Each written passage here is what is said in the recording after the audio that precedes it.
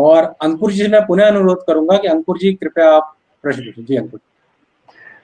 धन्यवाद पुनीत जी। पुनीत जी, एक बात बताना चाहूँगा कि माननीय भाई साहब का एक सबसे बेस्ट क्वालिटी यही है कि वो बहुत बड़ी से बड़ी बातों को, बहुत बड़ी से बड़ी कठिनाइयों को बहुत ही सहज भाव में, जो कि कार्यकर्ताओं के मन में पूरा छप जाए इस तरीके से समझाते हैं। कई बैठकों में बैठे हैं भाई साहब के।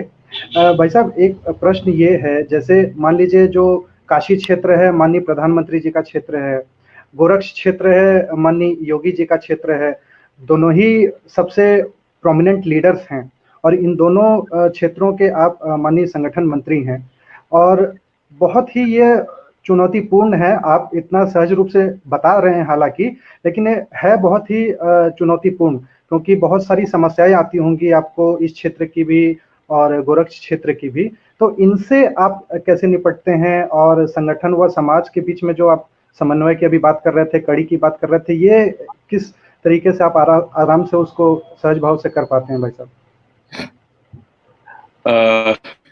आपने इसको बड़ा बनाया है। एक्चुअली प्रधानमंत्री जी का लोकसभा क्षेत्र है, उत्तर प्रदेश के मुख्यमंत्री जी का गोरखपुर क्षेत्र है, गोरखपुर उनका केंद्र है। तो ये बहुत बड़े लोग हैं, बहुत बड़े मन के लोग हैं और ऐसी कोई कठिनाई नहीं आती है। कोई उसको बैलेंस, वो ही बैलेंस कर लेते हैं कई बार। तो यह हमारा नेतृत्व अद्भुत है। निश्चित रूप से उन लोगों की जो मन स्थिति है, बहुत बार देखा है, प्रधानमंत्री जी से तो कम मिलने का बन पाया, परंतु हमारे मुख्यमंत्री जी से तो भेंट होती है, बातचीत भी होती है, बहुत सहजता के साथ, बड़े सरलता के साथ, छोटी छोटी तरीके से भी बातें करते हैं। तो कोई ऐसी कठिनाई नहीं आती, कोई अलग से बैलेंस करने की जरूरत नहीं पड़ती है। और रही बात कार्यकर्ताओं के संदर्भ में, तो कार्यकर्ताओं के साथ मैंने बताया ही कि सामूहिक कार्य पद्धति का विषय है हमारा। हम राजनीतिक दल के कार्यकर्ता हैं, तो राजनीतिक दल में हमारे जनप्रतिनिधियों की भी एक भूमिका है, तो उनको भी उसके साथ जोड़ करके रखते हैं। और बहुत सारी चीजें तो जनप्रतिनिधियों के माध्यम से ही सॉल्व होती हैं।